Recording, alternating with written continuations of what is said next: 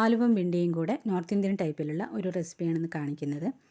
Pan ചൂടായി വരുമ്പോൾ അതിലേക്ക് 2 ടേബിൾ സ്പൂണോളം സൺഫ്ലവർ ഓയിൽ ഒഴിച്ചു കൊടുത്തിട്ടുണ്ട്. എണ്ണ ചൂടായപ്പോൾ അതിലേക്ക് 1/4 ടീസ്പൂൺ ജീരകം ഇട്ട് പൊട്ടിച്ചെടുക്കുന്നുണ്ട്.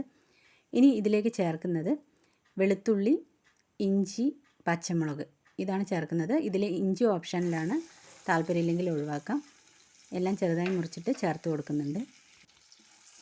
ഇതെല്ലാം കൂടെ ചെറുതായി ഒന്ന് വഴറ്റിയതിന് ശേഷം ഇനി ഒരു വലിയ സവാള ചെറുതായി മുറിച്ചത് കൂടെ ചേർത്ത് കൊടുക്കുന്നുണ്ട്.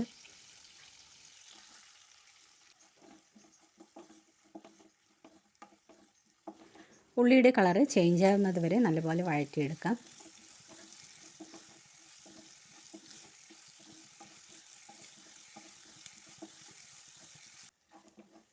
സവാളയുടെ കളറ് ചേഞ്ചായി വരുമ്പോൾ ഇതിലേക്ക് വലിയൊരു തക്കാളി മുറിച്ചതാണ് ചേർത്ത് കൊടുക്കുന്നത്.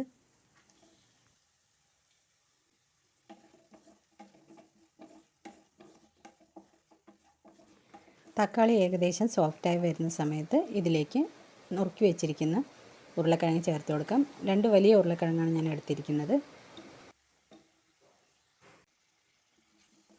ഉരുളക്കിഴങ്ങ് ചേർത്ത് നല്ലപോലെ ഒന്ന് വഴറ്റിയെടുക്കാം. ഇനി ഈ ഉരുളക്കിഴങ്ങ് അടച്ചു വെച്ചാണ് വേവിച്ചെടുക്കുന്നത്. അടപ്പിൽ നിന്ന് വീഴുന്ന വെള്ളം കൊണ്ട് തന്നെ ഇത് നല്ലപോലെ കുക്കായി കിട്ടും. വേറെ വെള്ളമൊന്നും ചേർക്കേണ്ട കാര്യമില്ല. ഉരുളക്കിഴങ്ങ് ഒരുവിധം വെന്ത് വന്നിട്ടുണ്ട്. ഇനി നുറുക്കി വെച്ചിരിക്കുന്ന വെണ്ടയ്ക്ക കൂടി ഇതിലേക്ക് ചേർത്ത് കൊടുക്കാം. ചെറിയ രീതിയിലാണ് വെണ്ടയ്ക്ക കട്ട് ചെയ്തെടുത്തിരിക്കുന്നത്. പെട്ടെന്ന് തന്നെ വെന്ത് കിട്ടും. കിഴങ്ങും വെണ്ടയ്ക്കയും നല്ലപോലെ യോജിപ്പിച്ചതിന് ശേഷം ഇതിലേക്ക് വേണ്ടുന്ന മസാലകൾ ചേർത്ത് കൊടുക്കാം.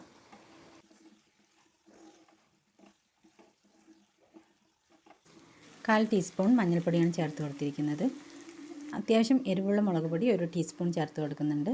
1/2 ടീസ്പൂണാണ് മല്ലിപ്പൊടി ചേർത്ത് കൊടുത്തിരിക്കുന്നത്. എല്ലാ പൊടികളും ചേർത്തതിന് ശേഷം നല്ലപോലെ ഒന്ന് യോജിപ്പിച്ചെടുക്കാം.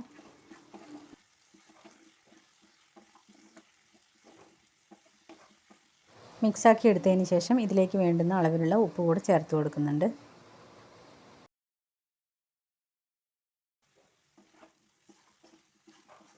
ഉപ്പ് എല്ലാ ഭാഗത്തും ആവുന്ന വിധത്തിൽ മിക്സ് ചെയ്തതിന് ശേഷം അടച്ചു വെച്ച് 3-4 മിനിറ്റ് കുക്ക് ചെയ്തെടുക്കാം.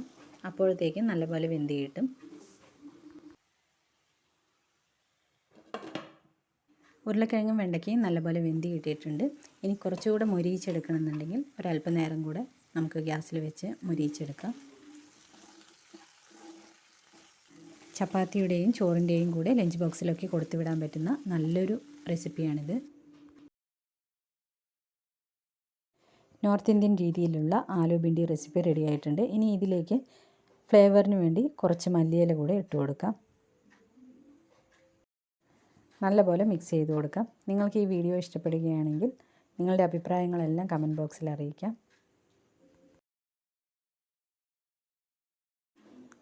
അടുത്ത നല്ലൊരു ഹെൽത്തി റെസിപ്പിയുമായി ഇനി വീണ്ടും വരാം. അതുവരെ എല്ലാ പ്രിയ സുഹൃത്തുക്കൾക്കും താങ്ക് യു.